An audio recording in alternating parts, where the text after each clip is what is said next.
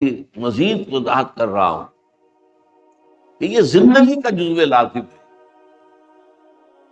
اس لیے کہ حیا اور حیات مادہ ایک ہی ہے۔ حیات ہا یا اور حیا ہا یا ایک ہی مادہ ہے، حیا کا اور حیات کا۔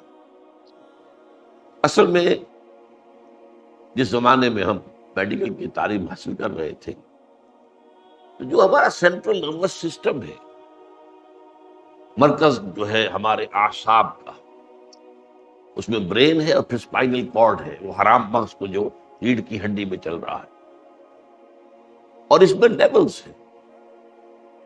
برین میں سب سے اونچا وہ حصہ ہے جسے سیریبرم کہا جاتا ہے، وہ گرے میٹر ہے کہلاتا ہے، وہ رنگدار سا پیلا سا مادہ ہوتا ہے۔ پھر اس کے نیچے ایک سفید حصہ ہوتا ہے، وہ کبھی آپ جب برین اور مغز کوٹ کی ڈش بنا کر کھاتے ہیں تو وہ چیزیں نظر آتی ہیں۔ یہ جو گرے میٹر ہے، جو اوپر کا حصہ ہے، یہ ہائیسٹ لیول ہے برین کا، سینٹرل نروس سسٹم۔ اور اس میں جو ہے اس کے مختلف دماغ کے اندر جو ایریاز ہیں وہ منقسم ہیں۔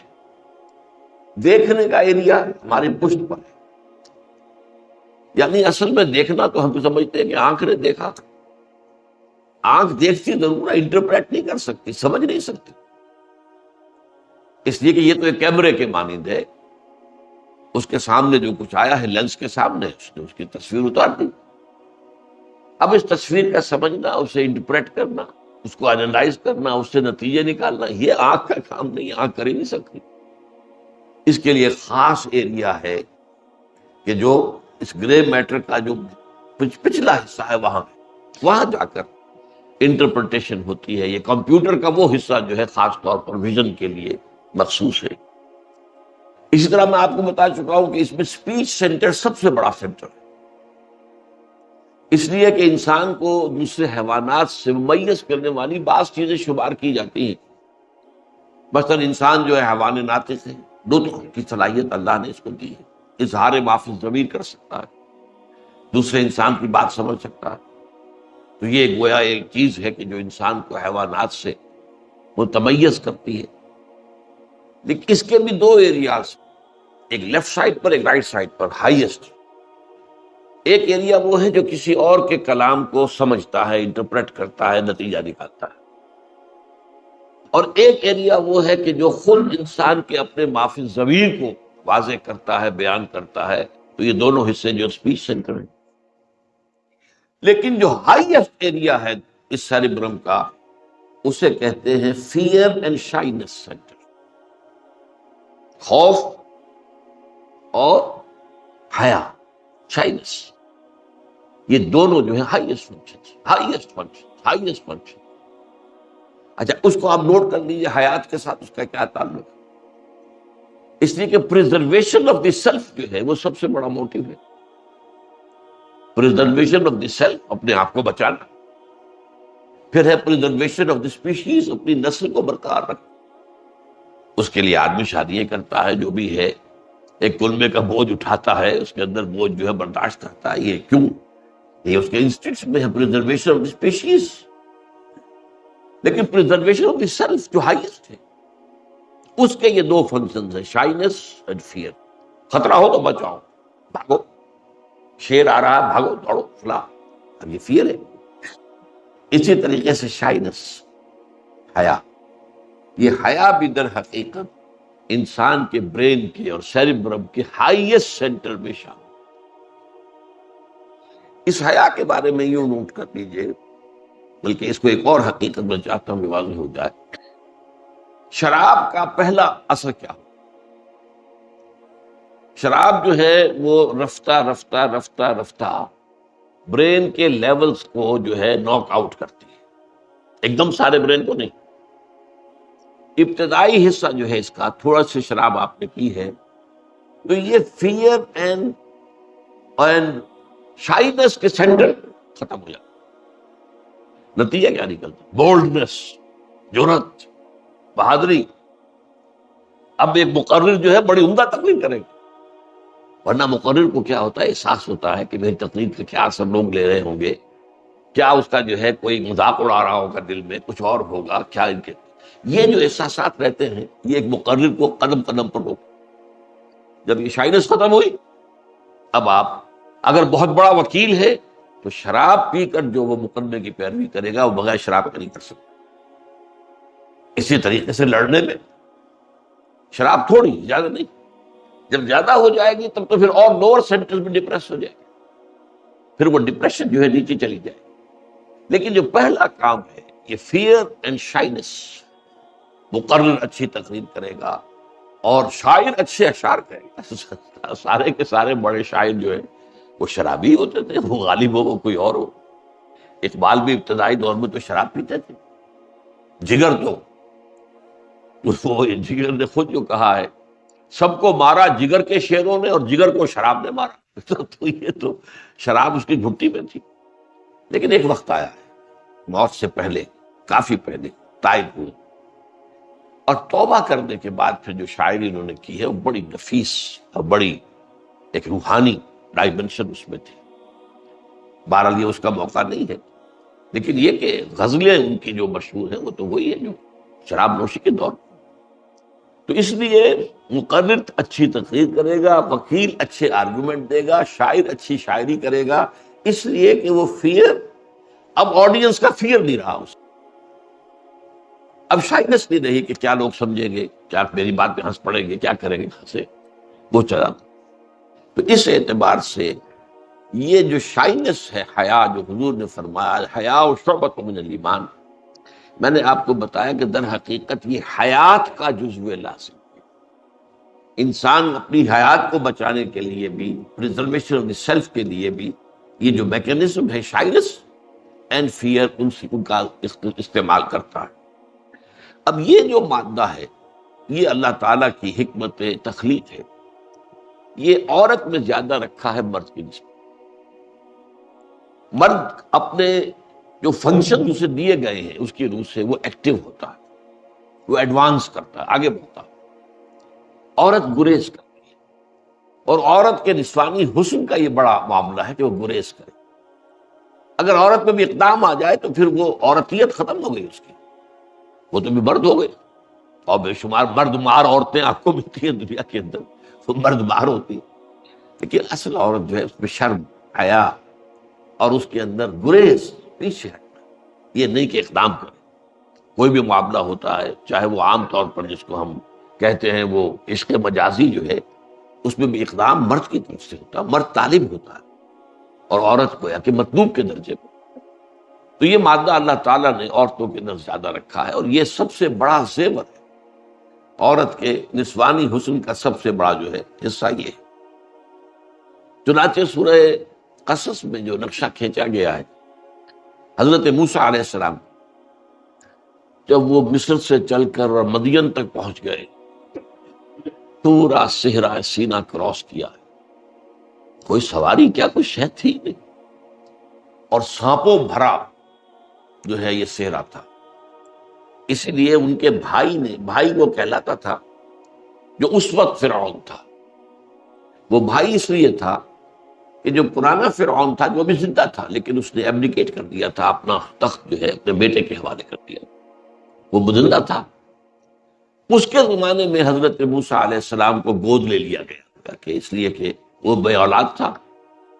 اور جب وہ نیل میں سے حضرت موسیٰ کا وہ صندوق شاہ برآمد ہوا ہے جس میں کہ ان کی والدہ نے اللہ کے حکم کے تحت انہیں ڈال کر اور نیل کے اندر بہا دیا تھا، تو پھر وہ قتل کرنے لگا تھا. پہچان گیا تھا کہ یہ اسرائیلی ہے، اب طے تھا وہاں پر کہ ہر اسرائیلی بچے کو مار دینا. وہ بیوی آڑے آ گئی، اور دوسرے یہ کہ اللہ تعالیٰ نے ایسی موہنی صورت دی تھی حضرت موسیٰ کو کہ جو دیکھتا تھا وَأَلْقَيْتُ عَلَيْكَ مَحَبَّةً مِّنِّي، بڑے پیارے الفاظ ہیں.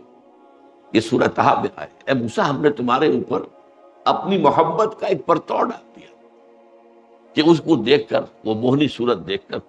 اور وہ اہلیہ نے کہا، وہ اہلیہ وہ تھی حضرت آسیہ، وہ بھی بنی اسرائیل میں سے تھی، اور وہ ہیں جن کا سورہ تحریم میں ذکر ہے، جنہوں مثال دی گئی ہے کہ اللہ تعالیٰ نے مثال دی ہے اہل ایمان عورتوں کے لیے، آسیہ کی، امرأۃ فرعون. اب ظاہر بات بادشاہ تھا، اس نے جس کو چاہا اپنی ریت میں سے اپنے گھر میں ڈال لیا. اور ان دونوں کے مابین بڑی الفت تھی، فرعون کے اور آسیہ علیہ السلام. انہوں نے کہا مت قتل لک لا تقتلوا قرۃ عین لی ولک، دیکھو یہ میرے اور تمہاری آنکھوں کی ٹھنڈک رہے گا تو ہم اسے شاید بیٹا ہی بنا لیں، ہمارے ہاں بیٹا نہیں ہے. باہر وہاں محل میں پلے. اس کے بعد فرعون کے بھی بیٹا ہو گیا. اب یہ دو گویا کہ دو بھائی ہو گئے، تو بھائیوں کی طرح پرورش پائی. اس کے بعد فرعون نے تخت چھوڑ دیا، تو اب یہ بھائی جو تھا جو اس طریقے سے بنا ہوا بھائی تھا وہ تخت پر تھا. اور ہمارا قرآن مجید کا بیان تو اور ہے کہ حضرت موسیٰ علیہ السلام خود جب انہیں ایک مخبر نے یہ خبر دی کہ اے موسیٰ تمہارے قتل کے مشورے ہو رہے ہیں، ان الملا یأتمرون بک لیقتلوک، تو بھاگ جاؤ یہاں سے، میں تمہیں نصیحت کرتا ہوں جان بچاؤ اور یہاں سے چلیے. تو حضرت موسیٰ چھوڑ کر مصر کو اور صحرائے سینا کی طرف گئے اور پھر پورا سینا کراس کیا. لیکن 10 کمانڈمنٹس کے نام سے جو پکچر بنائی گئی ہے یورپ میں، وہ تورات کے بیان پر ہے. ظاہر بات ہے کہ وہ تو تورات کو مانتے ہیں نا، تورات کے اور قرآن کے بیان میں تھوڑا تھوڑا فرق ہے. تو اس میں یہ ہے کہ اسی چھوٹے بھائی نے فرعون نے اپنے چیریٹ میں وہ جو ان کا ہوتا تھا سواری، ان کو سوار کرایا ہے اور لا کر صحرا کے کنارے چھوڑ دیا ہے اور بڑی نفرت کے ساتھ کہا ہے جاؤ اب سانپوں پر نبوت کرو. اب تمہاری نبوت جو ہے وہ انسانوں پر نہیں، یہ صحرا کے اندر جو سانپ ہے ان پر جاؤ نبوت. بہرحال اب وہ سارے صحرا کو عبور کر کے پہنچے ہیں اور مدین کے پانی کے کنویں کے اوپر جا کر آپ نے وہ واقعہ پڑھا ہوگا. تھکا ٹوٹا آدمی، بھوکا اور پیاس سے لمبا سفر. اب وہ وہاں انہوں نے دیکھا کہ 2 لڑکیاں کھڑی ہوئی ہیں، اپنے ریوڑ کو روک رہی ہیں. وہ بھیڑیں بکریاں دوڑتی ہیں پانی کی طرف اور وہ انہیں روکتی ہیں. یہ گئے کیا معاملہ ہے، آپ کیوں نہیں پانی پلاتی؟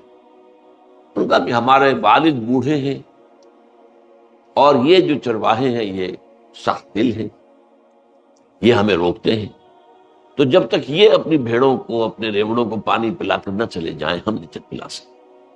حضرت موسیٰ جلالی مزاج کے آدمی تھے، گئے اور ان کو ایک ادھر مارا ایک ادھر مارا، ہٹایا اور پھر پانی کھینچ کر کنویں سے ان کو پلایا. اب وہ چلی گئی ریوڑ لے کر، اپنے والد کو بتایا. اب والد کا پیغام لے کر جب آئی ہیں ان میں سے ایک، اس کے لیے قرآن میں الفاظ، اس کے لیے میں نے سارا واقعہ ہی آپ کو سنایا. حضرت موسیٰ کی حالت اس وقت کیا تھی؟ ان کو پانی پلا کر پھر جا کر ایک درخت کے نیچے بیٹھ گئے. جو دعا انہوں نے اس وقت مانگی ہے، رب انی لما انزلت الی من خیر فقیر، اے اللہ میں تو تیری ہر اس خیر اور خیرات کا مستحق ہوں جو تو میری جھولی میں ڈال. یہ فقر کی انتہا ہو. ایک فقیر ہوتا وہ کہتا مجھے روپیہ ہی لینا ہے، میں نے 5 روپے لینے ہیں، نخرہ کرنا. اور ایک کو جوڑ ڈال دے، ڈھیلا ڈال دے میری جھولی میں، تو میں اس کا بھی محتاج، میرے پاس تو کچھ ہے ہی نہیں، میرا کوئی جاننے والا نہیں، پہچاننے والا نہیں، اس ایک اجنبی جگہ پر میں آ گیا، میرے پاس کوئی ذریعہ نہیں. رب انی لما انزلت الی من خیر فقیر، ہر شے کا فقیر. اس وقت وہ لڑکی ایک آئی ہے، فجاءه احداهما على استحياء فقال ان ابی یدعوک. آئی ان دونوں میں سے ایک لڑکی حیا کے ساتھ چلتی. اب یہ چلنے میں بھی عورت کے حیا جو ہے وہ عورت کے، وہ اللہ تعالیٰ نے جو بھی عناصر اس کی فطرت میں رکھے ہیں ان میں مرد کے مقابلے میں حیا کا پہلو بہت جو ہے قوی ہے، جس کو کہ آج جو ہے مغرب ختم کرنے پر تلے. حیا کا پردہ. اور اس حدیث کا صحیح ترین ترجمہ فارسی میں جو کیا گیا ہے بہت خوبصورت، بے حیا باش و ہر چخائی کن، حیا کا پردہ اٹھا دو پھر جو چاہو کرو. تو میں یہ عرض کر رہا تھا کہ اس وقت دنیا میں جو عظیم تحریک چل رہی ہے،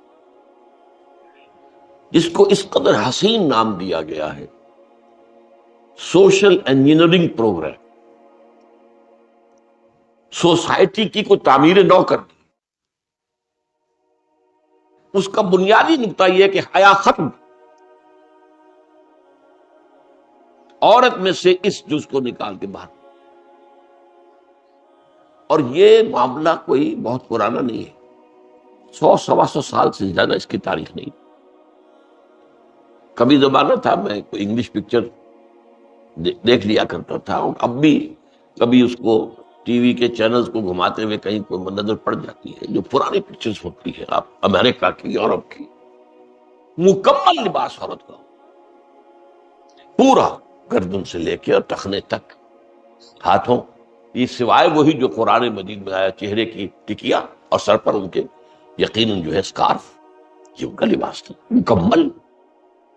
یہ جو اسکرٹس اور پھر منی اسکرٹس یہ جو آنی شروع ہوئی ہیں، ان کی تاریخ زیادہ نہیں ہے، ان کے پرانے آپ دیکھیں تو پورا پورا لباس، پورا جسم جو ہے وہ مستور ہوتا تھا۔ اور یہ چیز جو ہے یہ پروٹوکولز کے اندر فیصلہ کیا تھا یہودیوں نے 1897 میں، ان کے جو protocols of the elders of the Zion, Basel ایک ہے سوئٹزرلینڈ کا شہر، اس میں ٹاپ کے یہودی جمع ہوئے تھے، اور بیشتر تھے یہودی جو بینکرز تھے، زائنسٹ موومنٹ جو ہے وہ اصل میں یہودی بینکرز کی موومنٹ ہے، اور وہ اصل میں مذہبی یہودی نہیں ہے، وہ جو ہے سیکولر ٹائپ کے یہودی، جیسے ہمارے یہاں بھی سیکولر بھی ہیں، مذہبی لوگ بھی ہیں، تو سیکولر ان کے ہاں بھی سیکولر بھی ہیں اور مذہبی بھی ہیں۔ مذہبی لوگ وہ ہیں جو کبھی آپ نے دیکھے ہوں گے اخبارات میں یا کہیں کسی فلم میں، یا آپ امریکہ گئے ہوں کہیں گئے ہوں تو آپ نے دیکھا ہو بروکلن کا ایریا جو ہے بھرا ہوا ہے ان سے، یہ زلفیں ہوتی ہیں، یہ خاص طور پر یہ جو ہے یہاں سے چھلے دار چل رہا ہوتا ہے، یہ جہاں سے ہم وہ یہ عام طور پر خط بنا لیا جاتا ہے جب شیو کرتے ہیں تو یہاں سے وہ پھیلاتے ہیں اپنے بالوں کو، اور وہ چھلے دے کر اس قدر خوبصورت ہار کے معنی دونوں طرف لٹکے ہوتے ہیں، اور داڑھیاں لمبی ہوتی ہیں، کوٹ لمبے ہوتے ہیں، سر ننگے کا سوال نہیں، اس کے اوپر صرف وہ چھوٹی سی وہ نہیں جو اوپر وہ اس کے اوپر کھوپڑی پہ وہ چپکا لیا، نہیں، ان کا پورا ہیڈ ہوتا ہے، سیاہ ہیڈ، سیاہ جو ہے وہ اچکن کی طرح کی کا لمبا کوٹ، یہ لوگ یہ ہے یہودی۔ لیکن یہ جو لوگ جمع ہوئے تھے جو بیسیکلی سیکولر بینکرز کے نمائندے تھے، انہوں نے جو چیزیں طے کی تھی نوع انسانی کے لیے، ان میں سے ایک یہ بھی تھا شرم اور حیا، اس کا جنازہ نکال دیا جائے تاکہ انسان حیوان بن جائے، اور پھر ہم حیوانوں کو استعمال کر سکیں۔ اور یہ ان کا فلسفہ ہے کہ سوائے یہودیوں کے تمام انسان حیوان ہیں، صرف حیوان ہے وہ، شکل انسانوں کی سی ہے، کہ گوئمز، gentiles, they are not human, وہ انسانی شکل میں حیوانات۔ تو جیسے حیوان کو استعمال کرنا عام انسان کا حق ہے، گھوڑے کو تانے میں جوتتا ہے، استعمال کر رہا ہے، بیل کو ہل میں جوت رہا ہے، استعمال کر رہا ہے، ہمارا حق ہے کہ ہم انہیں استعمال کریں۔ اور یہ ان کی جو باقاعدہ تالمود کتاب ہے، جو ان کی اصل میں فقہ کی کتاب وہ ہے، تالمود مذہبی اعتبار سے امپورٹنٹ وہ ہے، میں یہ ہے کہ غیر یہودی کو دھوکہ دینا، چیٹ کرنا، ڈاکہ ڈالنا، چوری کرنا، جو چاہو کرو، جائز ہے۔ قرآن مجید میں بھی اس کا تذکرہ موجود ہے، لیس علینا فی الامیین سبیل، یہ امی جو ہے ان کو ساتھ ہم جو چاہیں کریں، ہم پر کوئی مواخذہ نہیں ہے، کوئی بات پوچھتے نہیں۔ تو یہ شرم و حیا کو ختم کرنے کی جو ایک عظیم تحریک اس وقت چل رہی ہے، جس میں مشرف کی گورنمنٹ جو ہے وہ پوری دنیا سے آگے بڑھ کر اس نے اس تحریک پر لبیک کہا ہے۔ 33% عورتوں کی نمائندگی مقرر کر دینا تمام اداروں، سینیٹ اور پارلیمنٹ اور اس سے نیچے اور تمام یونین کاؤنسل، کیا عورتوں کو گھر سے نکالنے کا اتنا بڑا کام پوری دنیا میں کہیں نہیں، آج تک امریکہ میں نہیں، آج تک یورپ کے کسی ملک میں نہیں۔ ڈیموکریسی کا ایک معجزہ ہے ہمارے پڑوس میں انڈیا جو ہے، بھارت جو ہے، معجزہ میں کیوں کہہ رہا؟ اس لیے کہ یہ مانا جاتا ہے کہ لو لٹریسی پرسنٹیج میں ڈیموکریسی نہیں چل سکتی، لوگوں کے اندر خواندگی ہونی چاہیے، تعلیم ہونی چاہیے، تب ڈیموکریسی چل سکتی۔ اور وہ جو ہے انتہائی لو لٹریسی پرسنٹیج کے ساتھ ڈیموکریسی کو اس طریقے سے چلا رہا ہے، دنیا دیکھ کر حیران ہو رہی۔ لیکن کہیں بھی ان کے ہاں 33% نہیں۔ چند عورتیں ہیں جو امریکہ کے اندر بھی انڈیپینڈنٹلی جنرل الیکشن جیت کر آ جاتی تھی، اسی طرح ان کے ہاں بھی ہمارے ہاں بھی آ جاتی تھی۔ یہ نہیں تھا کہ 33% سیٹیں جو ہیں ان سے فل کی جائیں۔ تو یہ بے حیائی جو ہے اس وقت، اور یہ یو این او کے ایجنڈے پر ہے۔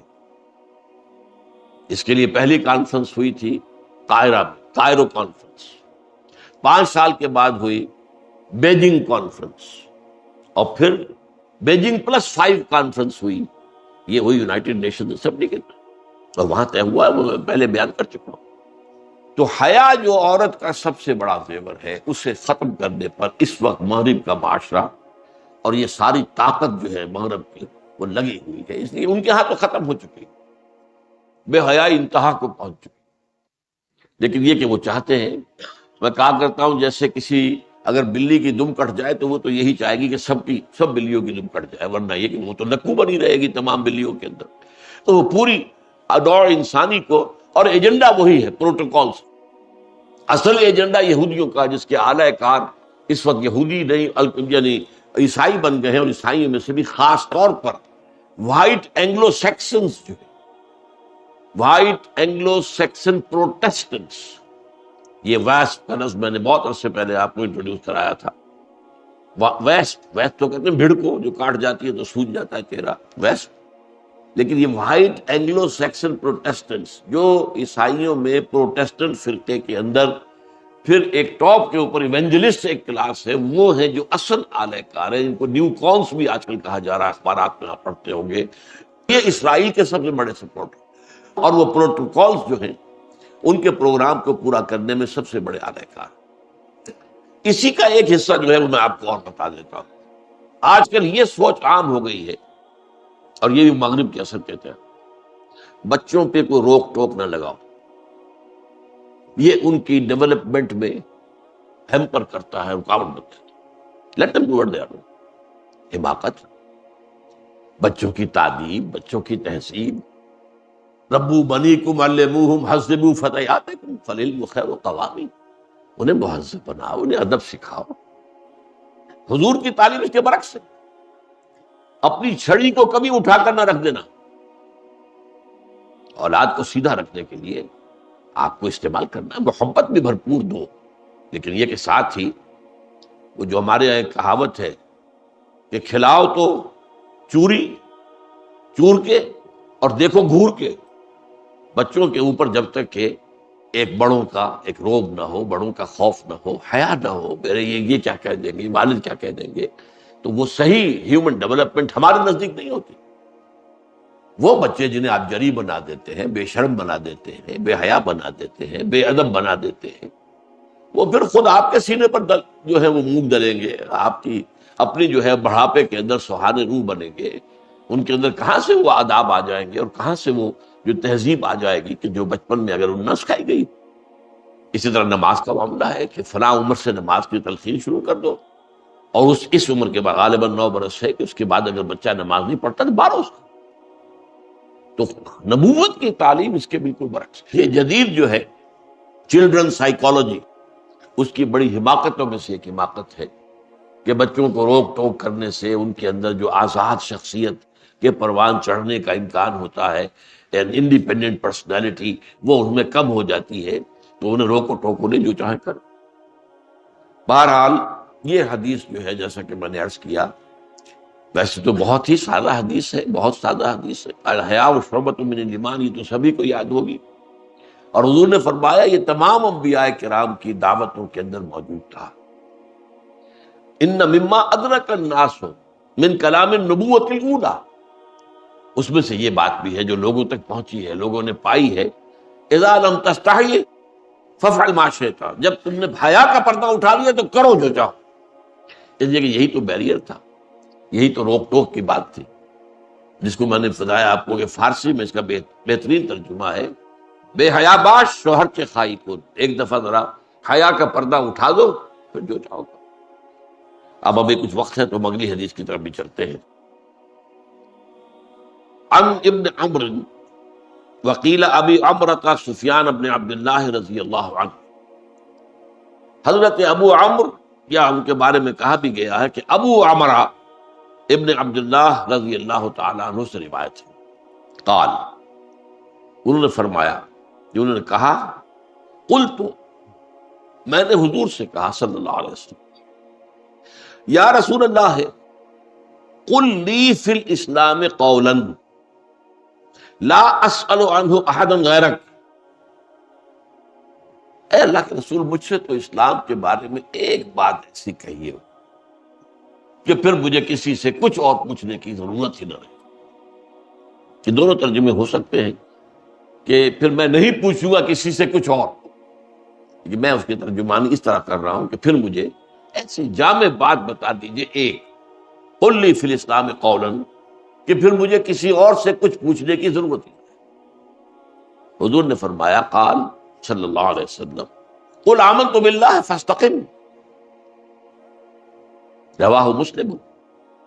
آپ نے فرمایا کہو میں ایمان لایا اللہ پر، اور پھر جم. یہ جم جانا استقامت، اس میں قیامت مضمر ہے. ایک لفظ کے اندر کیا ہے؟ مان لینا اللہ کو، پھر جم جانا. میں جلدی سے اس کو بیان کروں گا چونکہ وقت بہرحال اب ہے محدود سا. دیکھیے ایمان کے ثمرات ہیں، اور وہ ثمرات ایک داخلی ہے ایک خارجی. ایمان ایک حقیقت ہے جو باطن میں ہوتی ہے، قلب میں ہے. اس کا ظہور جیسے ایک پودے میں پھول لگتے ہیں. اب یہ ایسا پودا ہے کہ جس کے پھول کچھ تو ظاہر ہوتے ہیں خارج میں انسان کی شخصیت، اور ایک کچھ پھول اس کے وہ ہیں جو اس کی شخصیت کے اندر لہلاتے ہیں. جو اندر کے پھول ہیں وہ کیا؟ نمبر ایک محبت اللہ. ہر شے سے بڑھ کر محبوب اللہ نہیں ہو گیا ہے تو پھر یہ ایمان پر استقامت نہیں.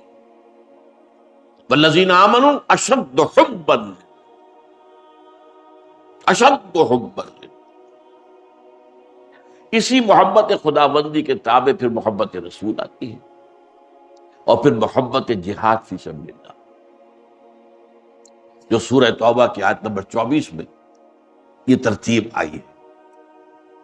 قل ان کان آباؤکم وابناؤکم واخوانکم وازواجکم وعشیرتکم واموال اقترفتموها وتجارۃ تخشون کسادها ومساکن ترضونها احب الیکم من اللہ ورسولہ فتربصوا حتی یأتی اللہ بامرہ واللہ لا یہدی القوم الفاسقین. اے نبی سے کہہ دیے دیکھو اگر تمہیں اپنے باپ اور اپنے بیٹے اور اپنے بھائی اور اپنے بیویاں یا شوہر، مرد کے لیے بیوی، عورت کے لیے شوہر، اور تم اپنے عزیز اور رشتہ دار، اور وہ مال تم نے جو بڑی محنت سے جمع کیے، اور وہ کاروبار جسے مشکل سے جمایا ہے اس کے کساد کا تمہیں اندیشہ رہتا ہے، کساد بازاری نہ ہو جائے، اور وہ بلڈنگیں جو تم نے بڑے شوق سے تعمیر کی ہے، تمہیں بہت محبوب ہے، سجایا ہے انہیں خوب، کہاں کہاں سے لے کر آئے ہیں article of pieces of decoration لا کر سجائے ہیں اپنے ڈرائنگ روم کے اندر. اگر یہ چیزیں زیادہ محبوب ہیں اللہ سے اور اس کے رسول سے اور اللہ کی راہ میں جہاد سے، تو جاؤ دفع ہو جاؤ، بیٹھو ادھر، جسٹ ویٹ فتربصوا، یہاں تک کہ اللہ اپنا فیصلہ سنا دے. اور اللہ ایسے فاسقوں کو، ایسے ناہنجاروں کو ہدایت نہیں دیتا. یہ ہے وہ کہہ دینا کافی ہے، یا جس کو کہا ہے کہ لا معبود الا اللہ، نہیں صرف لا مقصود الا اللہ، لا مطلوب الا اللہ، لا محبوب الا اللہ. یہ کیفیت اگر نہیں تو ایمان تو نہیں. اسی استقامت کے داخلی جو ثمرات ہیں ان میں سے ایک ہے راضی برضائے رب.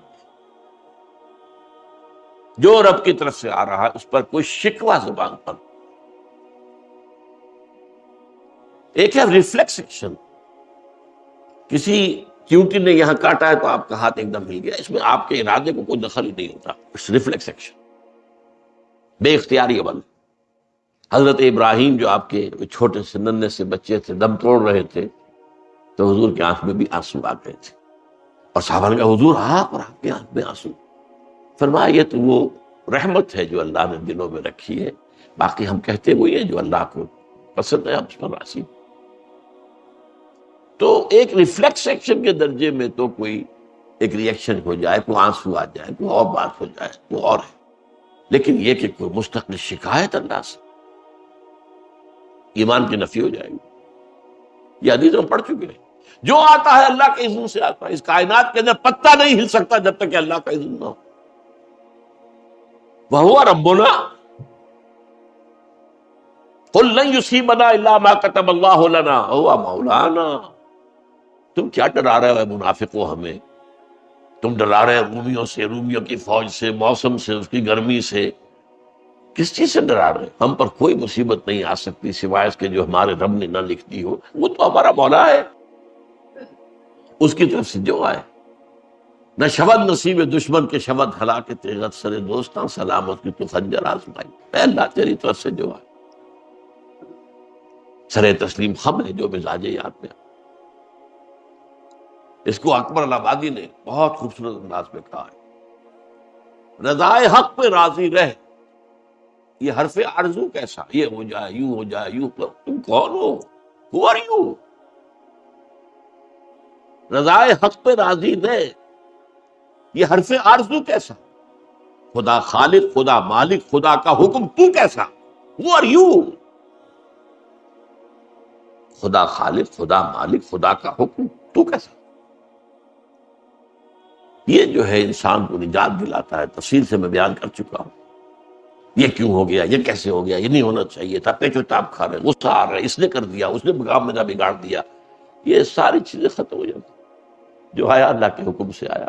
جو ذریعہ بن گیا اس نے اپنے لیے جو کمائی کرنی تھی کر لی. جو میں نے آپ کو قصہ سنایا تھا درویش کا کہ جو رب کرے سو ہو، جو رب کرے سو ہو، جو رب کرے سو ہو. کسی نے اٹھا کے پتھر مارا، مڑ کے دیکھا تو کہتا مجھے کیا دیکھتے ہو، جو رب کرے سو ہو. کہنے لگے ہاں مجھے تو پتھر لگا ہے اللہ ہی کے مارنے سے. میں دیکھ رہا تھا بیچ میں منہ کس کا کالا ہو گیا. ظاہر بات ہے تم لاکھ مجھے پتھر مارنا چاہتے، اللہ نہ چاہتا تو نہیں مار سکتے. تمہارا نشانہ خطا ہو جاتا، تمہارا ہاتھ شل ہو جاتا، لیکن یہ کہ بار بھی دیتے نشانہ خطا مجھے لگ سکتا. تو رضائے حق پہ راضی رہے. یہ حرف آرزو کیسا؟ خدا خالق، خدا مالک، خدا کا تو کیسا. اور اقبال کہتا ہے بروں کشید سے بیچا کے ہست بود مرا. مجھے تو اللہ تعالیٰ نے ایمان کے ایک ذریعے سے اس ہست و بود کے سارے چکر سے نکال لی. چے اقدا کے مقام رضا کشمود مرا. یہ مقام رضا، تسلیم و رضا جو آئے ہمارے رب کی طرف سے، شرع تسلیم. تیسرا ہے توکل. محنت کرو، بھاگو، دوڑو، کماؤ، جو بھی کرنا ہے، کبھی بھی اپنی صلاحیت پر اور وسائل مادی پر توکل نہ کرنا. یہ تورات کی تعلیم کا بھی مرکزی نکتہ تھا. سورہ بنی اسرائیل کی جو دوسری آیت ہے، اور وہ اس کا لب لباب کیا تھا کہ کسی پر توکل نہ کرو سوائے میرے، اللہ پر توکل. بھروسہ نہ ہو، چاہے سارے وسائل و اسباب جو ہیں آپ کو مہیا ہوں، لیکن کبھی نہ کہنا کہ یہ کام میں کل ضرور کر دوں گا. کیا پتا، there's many slip between the cup and the lip. یہ تو آپ کا محاورہ بھی ہے. چاہے ہاتھ میں پیالہ ہے، آپ کیا فاصلہ کیا ہے پیالے میں اور آپ کے ہونٹوں میں. But there's many a slip between the cup and the lip. اللہ کے عزم نہ ہو، توکل اللہ. لیکن اس کا یہ مطلب نہیں کہ محنت نہ کرو. محنت بھرپور کرو. محنت نہیں کرو گے تو تم جو ہے خود اللہ کی مشیت کو توڑ رہے ہو. لیکن توکل ہوگا وہ جو اللہ چاہے گا. ہماری ایک کوشش ہے، ہماری ایک محنت ہے. اس لیے وَلَقَدْ آتَيْنَا مُوسَى الْكِتَابَ وَجَعَلْنَاهُ هُدًى لِّبَنِي إِسْرَائِيلَ أَلَّا تَتَّخِذُوا مِن دُونِي وَكِيلًا. واقعات آگے ہم نے بنی اسرائیل کے لیے ہدایت کے طور پر تورات کو نازل کیا. یہاں یہ نکتہ نوٹ کیجئے، تورات ہدی للناس نہیں تھی. ہدی للناس صرف قرآن. بنی اسرائیل سورہ سجدہ میں بھی یہی آیا، ہدی لبنی اسرائیل، بنی اسرائیل کے لیے ہدایت. اس میں پوری عالمی ابھی ہدایت جو تھی، وہ کامل ہدایت جو ہونی تھی، وہ قرآن میں آ کر تکمیل ہوئی ہدایت. تو توکل جو ہے، اللہ تتخذوا من دونی وکیل، کسی کو اپنا کارساز نہ سمجھ، میرے سوا کسی کو کارساز سمجھا، یا اسباب پر بھروسہ ہو گیا. میرے پاس یہ ہے، میں نے یہ تہیا کر رکھا ہے، میں نے یہ فراہم کر رکھا ہے، سب کچھ ہے. گاڑی کی جو ہے وہ ٹیوننگ بھی کرا لی تھی، سروس بھی کرا لی تھی، آئل بھی چینج کر لیا تھا، یہ سب کچھ کر لیا تھا، ٹنکی بھری ہوئی ہے پیٹرول یا ڈیزل سے، سب کچھ ہے. بس اب کیا ہے، اب کیا رکاوٹ ہے؟ کل صبح میں اٹھوں گا اور چل دوں گا؟ نہیں. یہ تین ہیں جو استقامت علی الایمان باللہ، ایمان باللہ پر استقامت کے یہ تین تقاضے ہیں، داخلی کیفیات۔ خارج میں کیا ہے؟ نمبر ایک، اطاعت اللہ کی، ٹوٹلی عبادت اور اطاعت، اس پر تفصیل سے گفتگو ہو چکی ہے۔ تمہارے وجود سے یہ تین چیزیں وہ تھیں جو وجود کے اندر تھی، محبت، تسلیم و رضا، صبر و توکل، استقامت، اور دوسرے جو باہر ہے اطاعت۔ تمہارے وجود سے جو عمل بھی خارج ہو یا صادر ہو وہ اطاعت خداوندی اور اطاعت رسول کے سانچے میں ڈھل کر آئے۔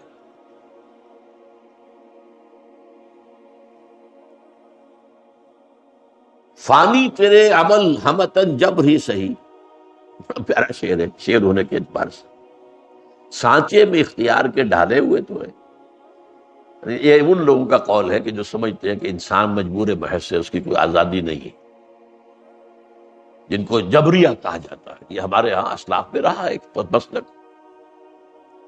تو فانی ان میں سے ہے، وہ کہتا ہے فانی تیرے عمل ہمتن جبر ہی سے ہے، تو جبر ہی تم یہ کر رہے ہو اللہ کے جبر کے تحت، سانچے میں اختیار کے ڈھالے ہوئے تو ہے، لیکن ایک سانچے میں ڈھال دیا گیا ہے جو تم محسوس کرتے ہو کہ میں کر رہا ہوں، بس یہ بھی بڑی بات ہے۔ تو بہرحال جو بھی صادر ہو ہمارے وجود سے وہ اطاعت خدا اور اطاعت رسول کے سانچے میں ڈھل کر، تو ہاتھ سے ہو، پاؤں سے ہو، آنکھ سے ہو، ناک سے ہو، کان سے، جو بھی ہمارے وجود سے صادر ہو رہا ہے۔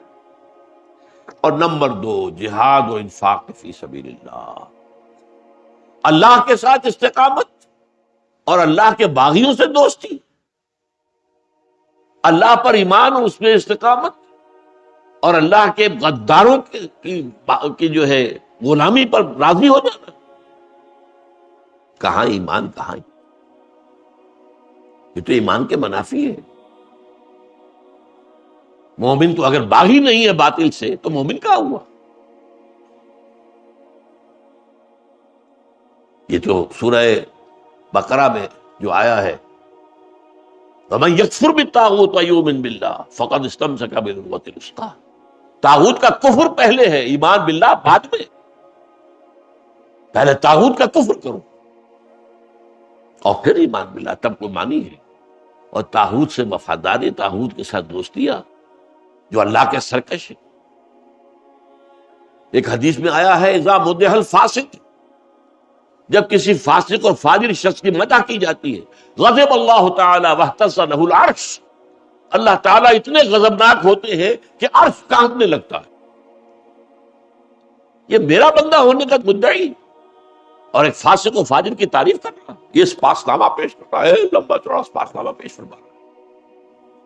اذا مدح الفاسق غضب اللہ تعالی واہتز لہ العرش، عرش لرز اٹھتا ہے، اتنا غصہ۔ من مشى مع فاسق لیقویہ فقد عان علی حزب الاسلام، جس شخص نے کسی فاسق کے ساتھ جو چلا تاکہ اسے تقویت پہنچائے، صرف ساتھ چلنا تقویت کے لیے، اس نے اسلام کی جڑیں کھودنے میں مدد کی۔ اس درجے غیرت اللہ کی اور اس کے لیے حمیت خداوندی میں اور حمیت دین الہی میں تن من دھن سب کچھ لگا دینے کے لیے تیار ہونا، یہ نہیں ہے پھر استقامت نہیں ہے۔ ہمارا جو مطالعہ قرآن حکیم کا منتخب نصاب ہے، اس میں یہ سورہ تغابن کے درس میں اور سورہ حامیم السجدہ کے درس میں یہ چیزیں بڑی تفصیل سے بیان ہوتی ہیں۔ اللہ تعالی ہمیں اپنی ذات پر، اپنی صفات پر، اپنی توحید پر ایک ایمان یقین والا، ایمان حقیقی عطا فرمائے، اور اس کے جملہ داخلی اور خارجی تقاضوں کو پورا کرنے کی توفیق عطا فرمائے۔ اقول قولی ھذا واستغفر اللہ لی ولکم ولسائر المسلمین والمسلمات۔